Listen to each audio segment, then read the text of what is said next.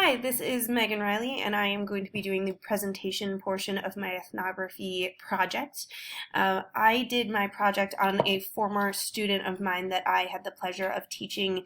during her freshman year in global studies, and I've had since then a lot of interaction with her through extracurricular activities in our theater department and through psychology club.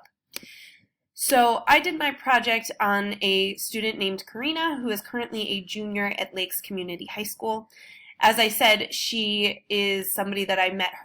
3 years ago as a freshman in my global studies class, and I have worked with her in our theater department, and she is one of the kind of founding members of our psychology club.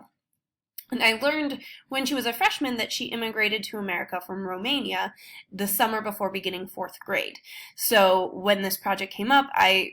thought of her immediately as somebody that I have a relationship with both inside and outside of the classroom, and was really excited to sit down and talk with her more about the immigration process and her experiences living in America after living in Romania. So the first thing I was really interested to learn about Karina is that she still has family in Romania. She has her father still lives there along with his second wife, and she has some step-siblings in Romania. She is an only child to her parents, but she has a couple of step-siblings in Romania, and she has a few ex-step-siblings here in America as her mother just recently got divorced. I talked to her about her plans in terms of staying in America or going back to Romania, and she says she certainly plans on staying in America through college, but then afterwards her trips to and from Romania and visiting families in Europe have really sparked a love of travel and a willingness to go out and explore. So she says she's not sure where she is definitely going to end up after high school and college. She is a really amazing student. She is in a lot of AP and honors levels classes and does a fantastic job in those. I had the pleasure of watching her in her AP US history class, and she is so engaged and so willing to raise her hand and make an attempt at analyzing a difficult primary source or anything like that. It's not at all obvious that she comes from a immigration background or that she was in an ESL program in elementary school, because she so eloquently is able to take stabs at really difficult primary sources and be very articulate about her thoughts and her analysis. So she was very interesting to talk to in that sense. So knowing that she came to America with her mother after her mother and father divorced, one of the things that I found really interesting was the conversation we had in the class about voluntary versus involuntary immigration. Certainly her mother was a voluntary immigrant choosing to come to Romania to start over, but as a girl just going into fourth grade, I think that there definitely could be a sense of involuntary movement on Karina's part, especially given the fact that her father was still in Romania. So one of the places I started with her was talking about whether or not she wanted to come to America. Did she have that voluntary drive, or was it more of an involuntary, I have to go because my mom is going? And she definitely understood the question, and she said that at the time she had agreed to go and that her parents asked her what she had wanted, but she really thinks that being as young as she was, she probably didn't understand the broad nature of her decision to kind of uproot her life and go to America and completely start over. So I followed that up by asking her whether or not she thinks she would have made the same decision had she been older, and she said that probably not. If she was a little bit more established and kind of understood the gravity of leaving your entire life behind and moving halfway around the world to a country that doesn't speak the same language as you and has a completely different culture, that she might not have been willing to take that step. But she also said that she's happy that she did it because there's a certain amount of resiliency and fortitude that comes from being able to start over and find your way in a brand new culture. So that was one of the first topics we talked about. And then we moved on a little bit to her ESL background because, as I said, watching her as a student and knowing her from a teacher-student relationship, I wouldn't never have guessed that she came from an ESL background or that she did not speak English as her first language. So we talked about the ESL program she was a part of during 4th and 5th grade, and she said that it really did feel individualized, even though she was the only person with a Romanian background, that she was in a classroom with about 5 other students, one from Africa, 2 from Mexico, and another one from another European country, but she didn't remember which one. But even though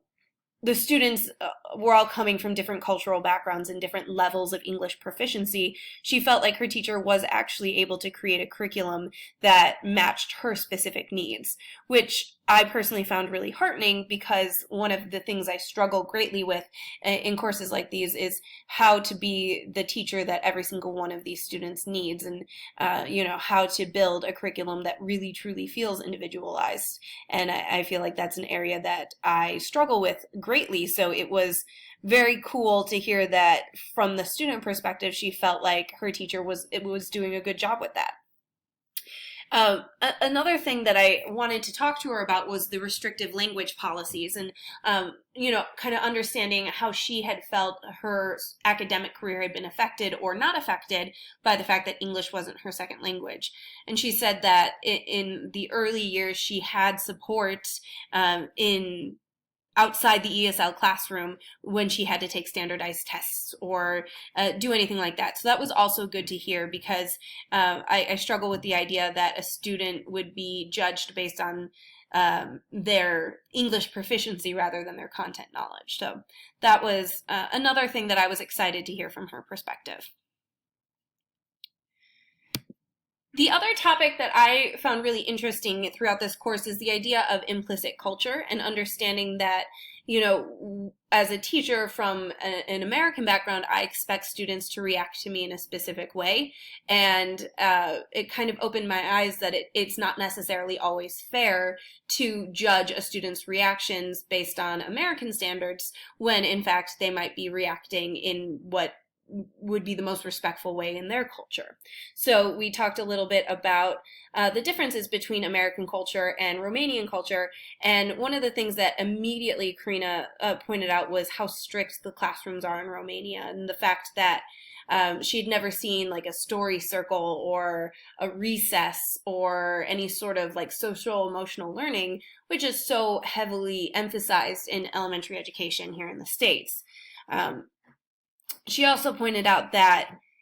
there's a lot more formality to the relationship between students and teachers in Romania. And she said that that was something that she thinks does kind of affect her ability to build relationships with teachers here. She said that she thinks that students here in America are far less formal and more kind of silly and open and playful with teachers, and that potentially Karina comes off pretty reserved and quiet and maybe a little stoic and unemotional, because she feels that it's more respectful to just kind of be quiet and to not joke around and not be as friendly with her teachers. And that, to me, is really sad, that some teachers might see such a sweet-natured, open, honest girl and think of her as standoffish or kind of closed or stoic because they don't take the time to get to know her. So knowing that, and knowing that that's something that she struggles with, I really wanted to get her perspective on what we can do to make changes. One of the things that I always love to think about is, what can we do to change or make a situation better? A lot of times I have problems with the fact that articles can so easily point out all of the problems in the education system, but it's so much harder to give teachers actual real tools on how to make changes that are usable in their classroom. The big thing Karina said is that we should take the time to get to know our students at the beginning of the year, which is certainly something we all do, but, she said that on a get-to-know-you quiz, we should be asking questions about cultural background and whether or not English is your first language and things like that. And then, pull students aside and ask if they're okay sharing their experiences. In social studies class, Karina was always willing to talk about life in Romania and share some of her experiences, but she did not like being called out or put on the spot. So if I thought that she might have something to share after class, I would kind of call her up and ask her if she'd be willing to talk about something. And if she agreed, then the next day we could kind of pre-arrange a time for her to do that. So she said that was always really good, that working with them on their terms and not singling them out and kind of forcing them into the spotlight, but also not ignoring their cultural backgrounds, but trying to find a way to incorporate their cultural backgrounds in a way that makes them comfortable, and wherever possible be able to use their knowledge and experience and their different perspective. And she said that she thought that it was great when she was able to add a different side of the story to the social studies classes, and she liked that we would do that and we would take the time to hear about her side of the story, again, just as long as she wasn't put kind of in the spotlight. So that is all I have. I really loved talking to Karina about her experiences in the American education system, and